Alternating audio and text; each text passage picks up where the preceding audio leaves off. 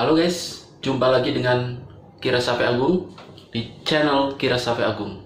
Kali ini saya akan berbagi pengetahuan bagaimana sejarah revolusi industri itu sendiri, dari revolusi industri pertama sampai keempat.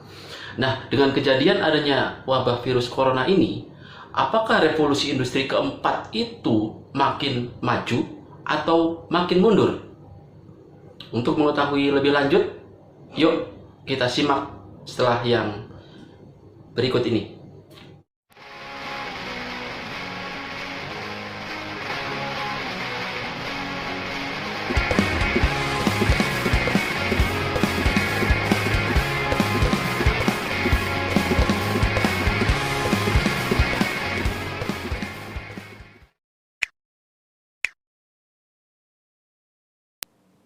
Ya, kali ini saya akan memberikan sebuah pengantar, yaitu memasuki era revolusi industri 4.0.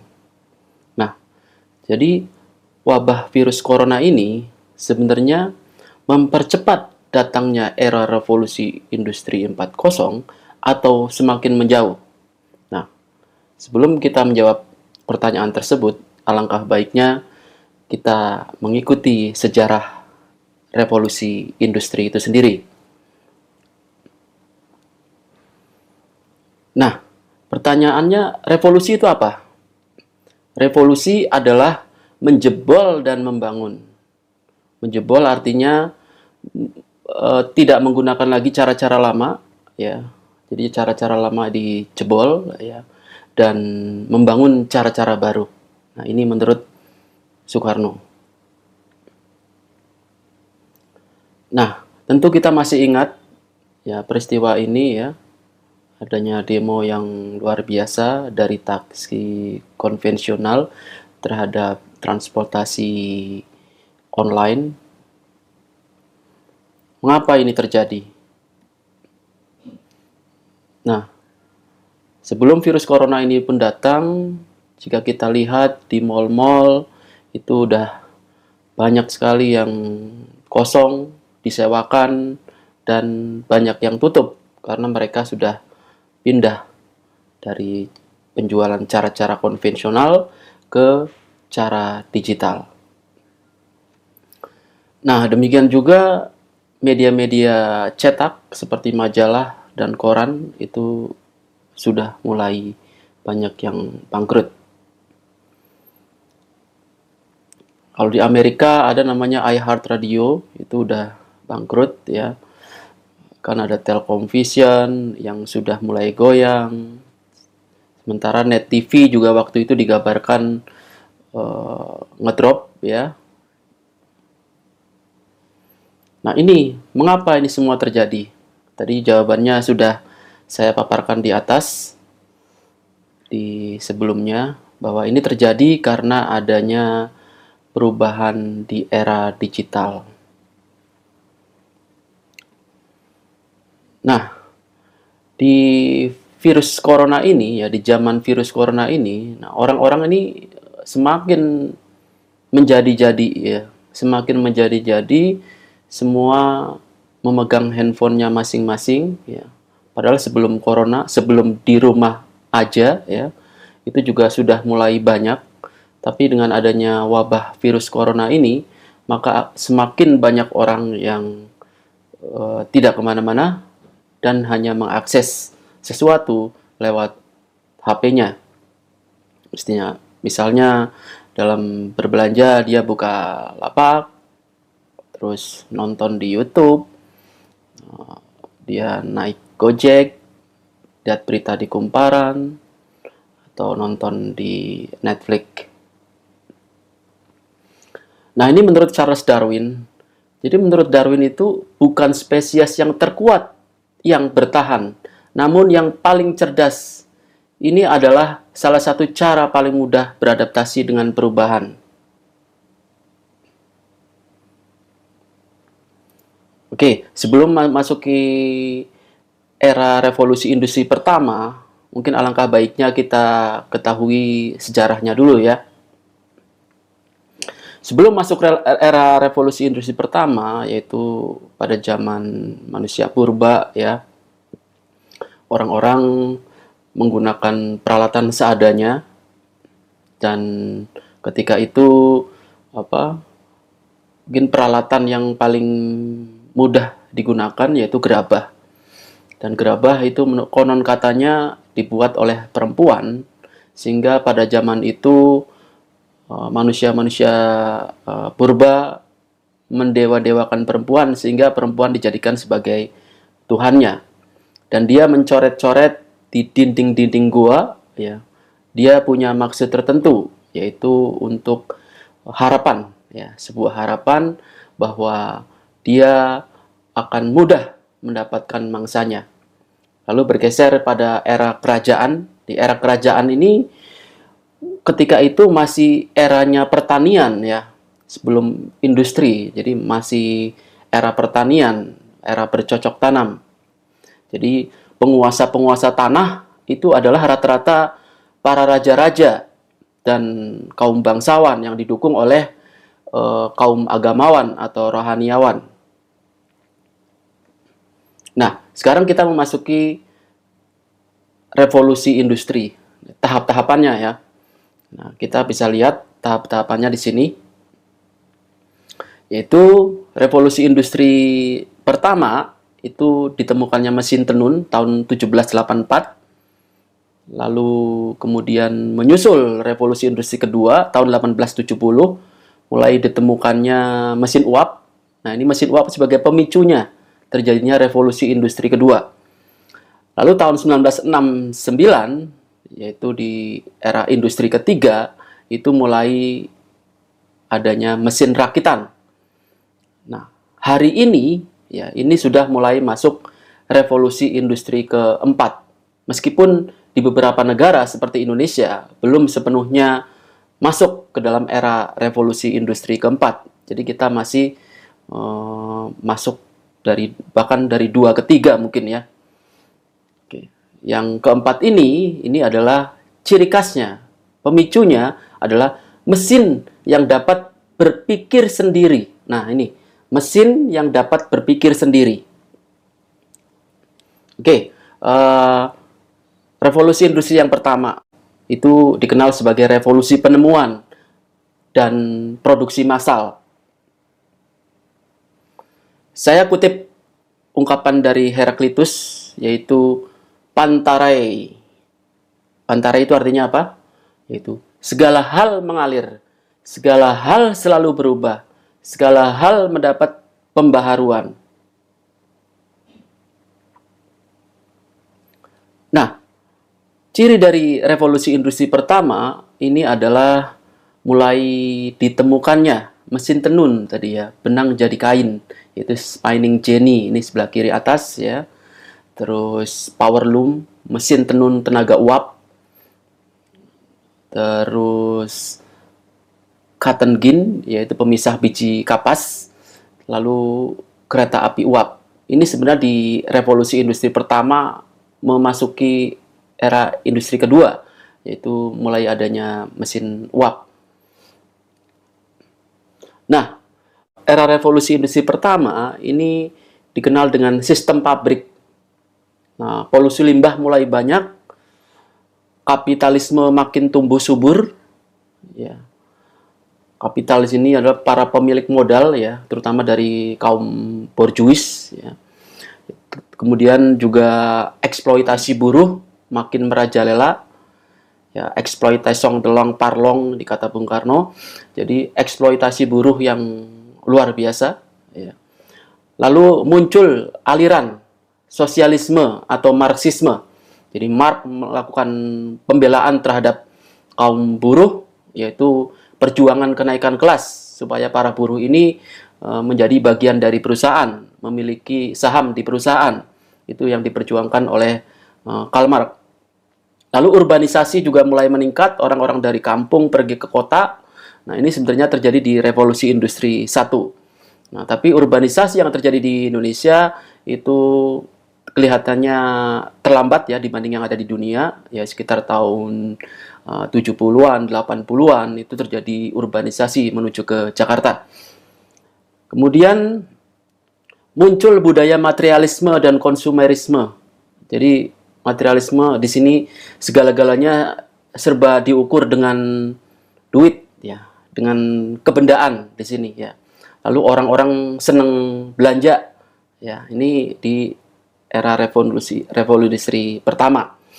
Lalu masuk ke era revolusi industri kedua, yaitu revolusi teknologi. Itu dimulai tahun 1870. Menurut Albert Einstein, ukuran kecerdasan adalah kemampuan untuk berubah. Jadi di sini pentingnya orang untuk beradaptasi di sini ya. Kecerdasan itu dilihat dari bagaimana orang beradaptasi. Beradaptasi dan mau berubah. Nah, ini adalah orang-orang yang muncul pada revolusi industri kedua ya. Ada Michael Faraday dengan listrik ya.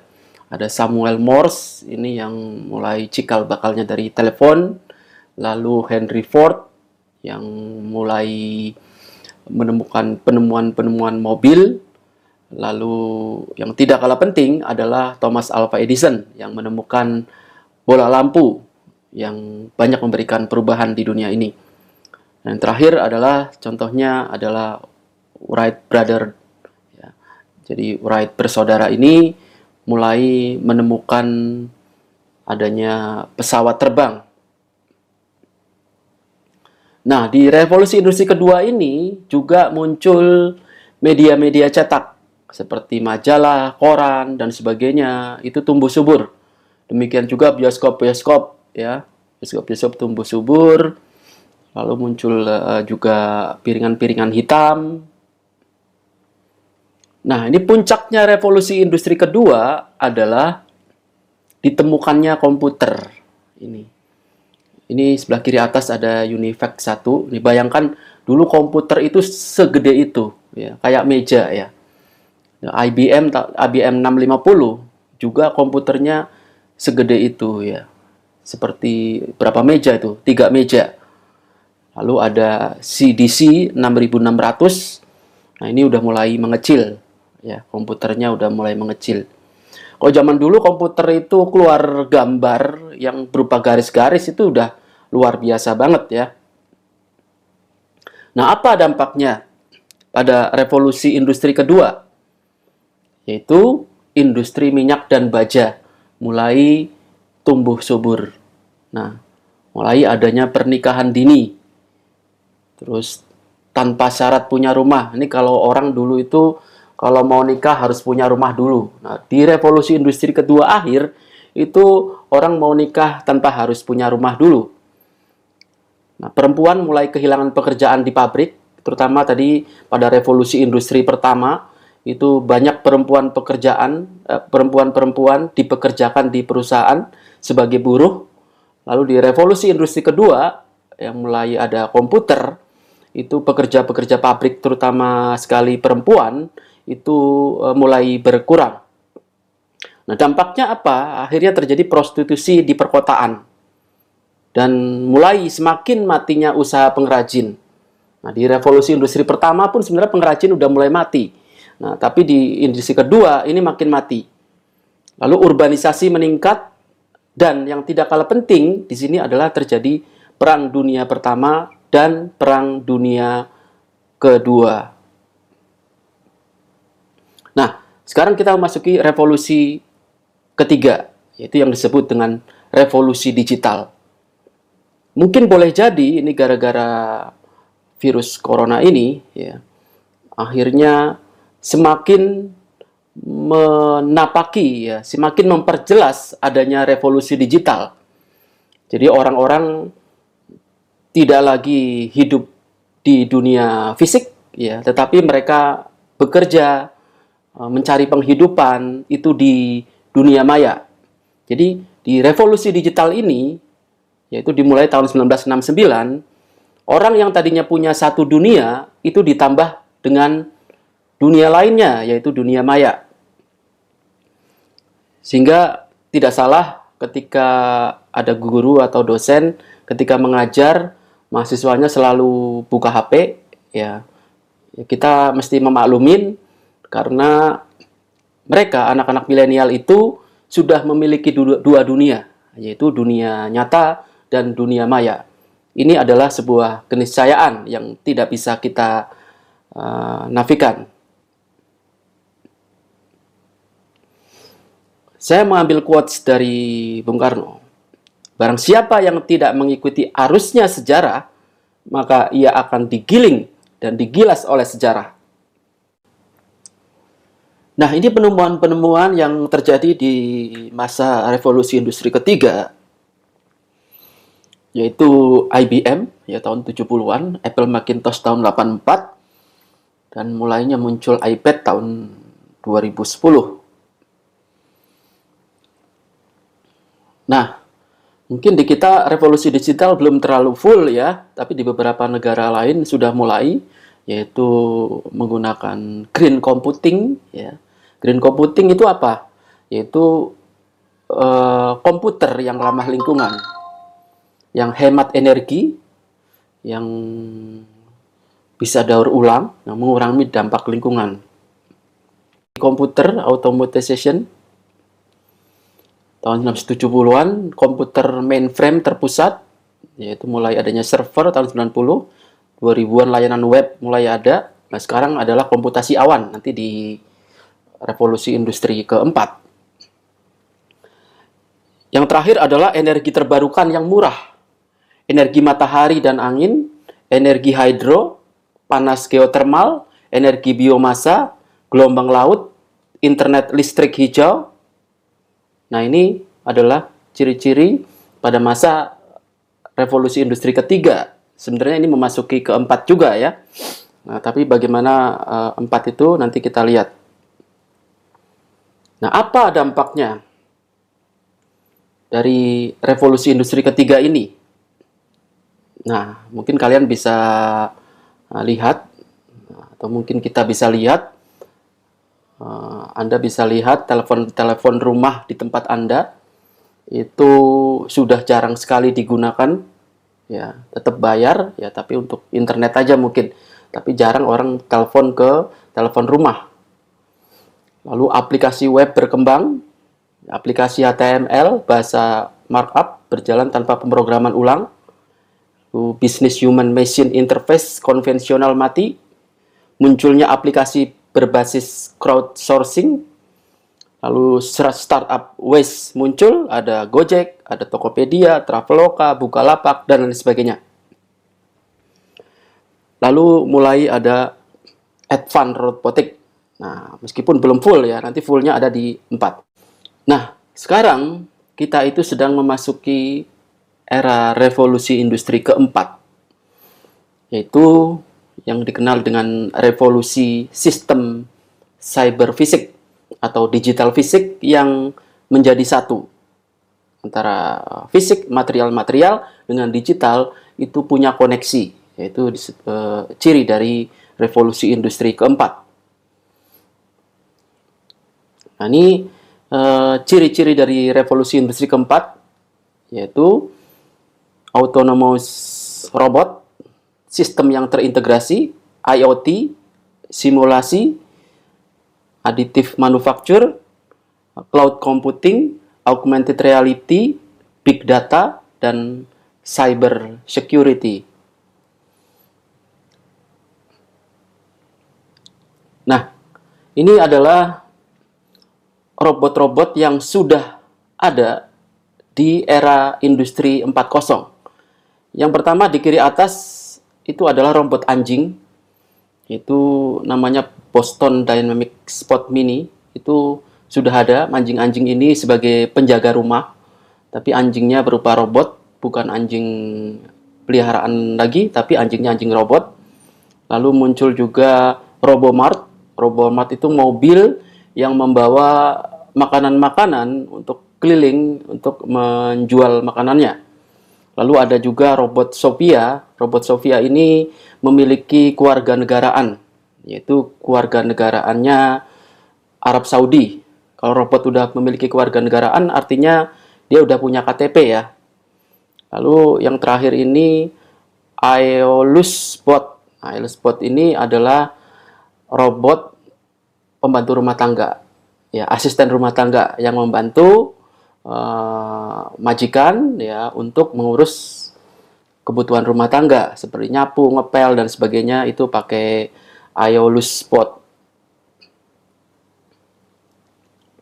Nah, ini sistem yang terintegrasi ya antara komputer, handphone, laptop dan lain-lain.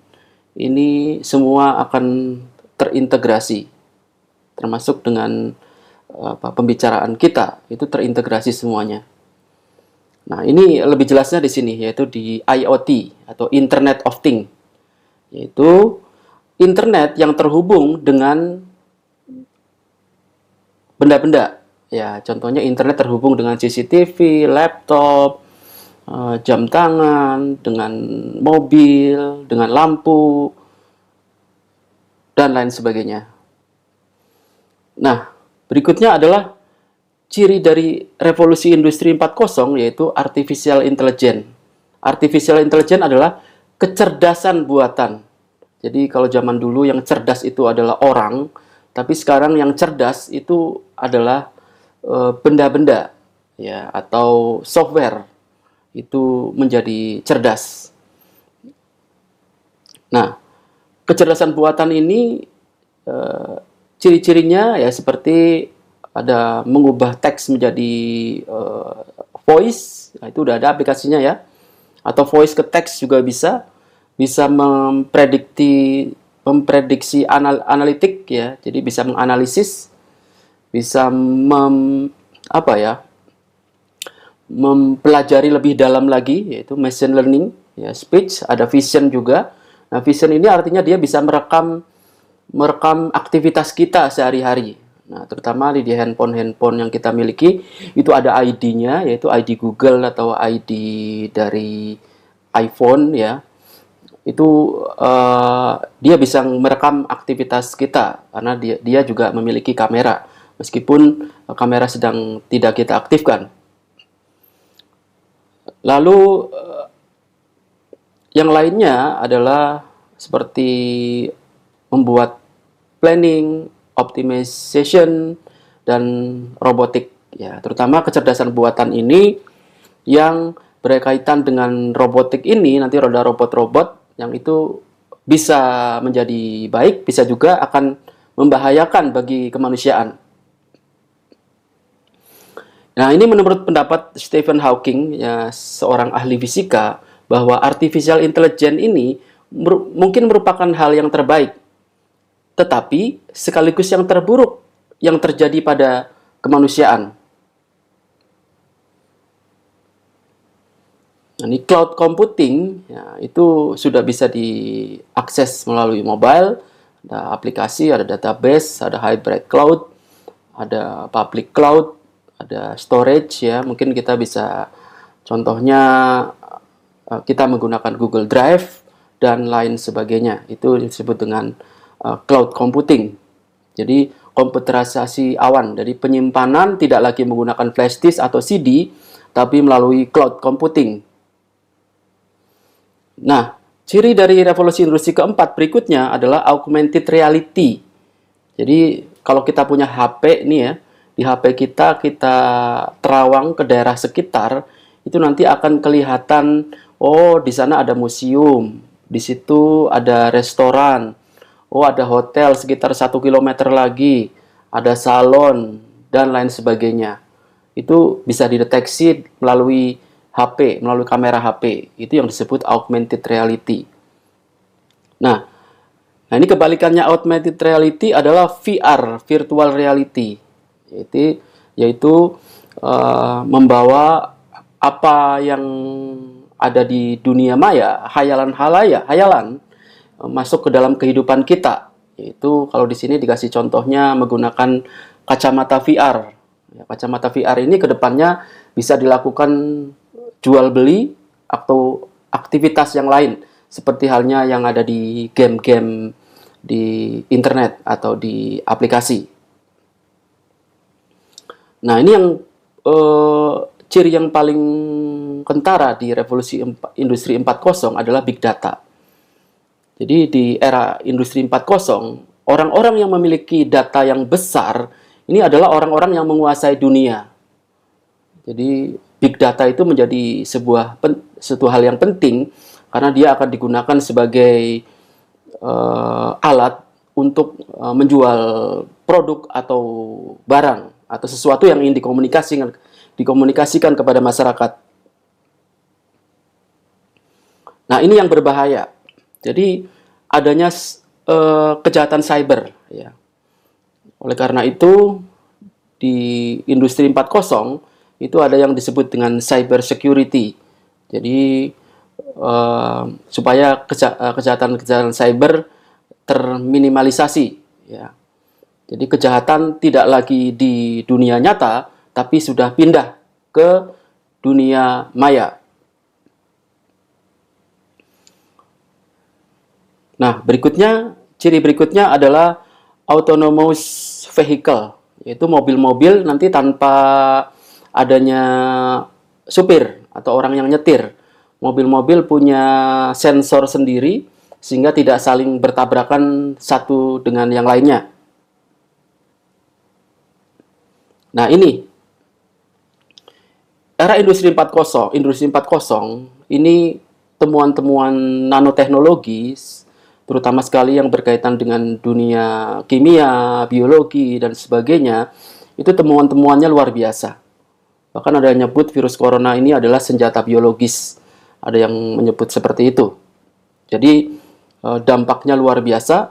Jadi, perang itu bukan seperti dulu lagi, perang fisik, ya, tetapi udah perang biologi atau melalui senjata kimia. Nah, nanoteknologi ini adalah sesuatu untuk kebaikan, ya. Tapi dalam temuan-temuan yang lainnya seperti virus dan sebagainya yang membahayakan, itu bisa membahayakan kehidupan manusia. Lalu berikutnya ditemukannya 3D printing. Nah, kalau dulu di Indonesia terkenal sekali membangun candi dalam satu malam, yaitu Bandung Bondowoso kalau tidak salah, ya. Nah, ini membangun rumah itu dalam satu malam. Jadi menggunakan 3D printing. Itu yang penting desainnya udah ada. Nah, ini nggak pakai batu bata lagi, udah langsung jadi rumah. Ya, ini contoh rumahnya ada di situ. Termasuk bikin pesawat terbang, ya, miniatur-miniatur pesawat terbang bisa dengan 3D printing. Nah, mungkin di HP kita sekarang ini masih 4G, ya. Nah, nanti itu di revolusi industri 4.0 itu mulai masuk ke dalam 5G. Nah, ini udah mulai sebenarnya, ya, seperti di negara Cina udah mulai 5G. Nah, 5G ini dengan 4G bedanya adalah kalau SMS tetap ada sama, ya, internet tetap sama, tapi di 5G ini udah HD, udah 3D, ya, mungkin 3D udah 360 juga, ya. Ultra video, ya. Nah, video-video ada, ya, tapi udah ultra video. Lalu udah IoT, jadi HP-HP yang kita punyai itu nanti bisa terkoneksi dengan AC, pintu dan sebagainya. Dan yang tidak kalah penting itu kecepatannya, yaitu antara 1 sampai 10 GB. Nah, jauh sekali nih. Jadi nanti kita berinternet itu semakin cepat. Nah, sekarang aja yang 4G itu 15 MB per second itu termasuk cepat, tapi ini makin cepat lagi. Jadi bayangkan dari 15 MB menjadi 1 sampai 10 GB. Nah, terus yang sebelumnya adalah 3G dan 2G, ya. 2G SMS-an doang, ya. Mungkin orang-orang yang ngalamin juara zaman itu tahun 91, itu HP cuma buat SMS-an doang. Nah, tahun 98 itu baru mulai bisa buat internet. Nah, kita mungkin sudah temui, ya, pengiriman barang menggunakan drone. tidak lagi menggunakan Gojek ya atau transportasi konvensional lainnya. Nah, lalu apa yang terjadi ketika revolusi industri 4.0 itu datang? Yaitu cara hidup, cara kerja, dan cara komunikasi juga berubah. Nah, adanya bioteknologi seperti designer babies, Gen Drive, cyberbullying, hate speech, hoax, peningkatan pendapatan kualitas hidup, tidak ada privasi lagi. Jadi orang-orang yang tadinya punya privasi, udah nggak punya privasi lagi karena HP kita atau semua yang kita miliki itu terdetek oleh orang lain. Nah, data ini tadi big data itu nanti akan digunakan sebagai mata uang. Ya. Lalu algoritma dapat menganalisis miliaran transaksi. Ya, algoritma dapat menganalisis miliaran transaksi. Kendaraan kepemilikan pribadi juga mulai berkurang. Tidak ada lagi lampu lalu lintas di jalan raya karena yang mengendarai adalah otomatis ya. Nah, sekarang pekerjaan apa yang kira-kira akan digantikan oleh kecerdasan buatan ini? Itu yang paling sederhana ya resepsionis. Nah, ini udah ada nih. Resepsionis yang udah diganti sama robot. Buruh-buruh juga udah diganti sama mesin-mesin. Kurir juga udah diganti. Nah, tentara-tentara juga kemungkinan diganti sama robot-robot. Satpam juga udah banyak yang diganti dengan CCTV. Sopir juga nantinya udah diganti dengan otomatisasi mobil. Penerjemah, telemarketing, akuntan, petani, teller bank sekarang juga udah mulai berkurang. Customer service, apalagi penjaga toko ya. Jadi toko-toko tidak perlu lagi dijaga lagi nanti. Nah, berikutnya pekerjaan apa yang tidak akan diganti oleh AI? Nah, ini seperti software developer, advertiser, copywriter, publisher, event organizer, graphic designer, lawyer, human capital manager, ustadz atau kiai, itu nggak bisa digantiin sama mesin ya. Termasuk pendeta juga, para rohaniawan, koreografer, digital marketing, pekerja sosial, psikiater, kreatif director, art director, dan lain sebagainya. Itu tidak digantikan oleh mesin. Nah, terakhir yang perlu saya sampaikan adalah ini yang perlu kita waspadai bersama, yaitu pada akhirnya dunia yang kita anggap nyata ini, ya dunia material, ya seperti ada meja, ada kursi, ada yang lain-lain yang kita temuin sehari-hari. Pada akhirnya dunia yang kita anggap nyata ini hanyalah dampak dari dunia maya. Jadi kita semua kerja nanti dari dunia maya, mendapatkan penghasilan dari dunia maya, dampaknya adalah di kehidupan nyata. Demikian informasi dari saya, mudah-mudahan bermanfaat buat kita semuanya dan menjadi bahan introspeksi bagi kita. Nah, bagi teman-teman, saudara-saudara yang belum subscribe, silakan subscribe dan follow Instagramnya juga. Silakan subscribe, like, share, dan komen.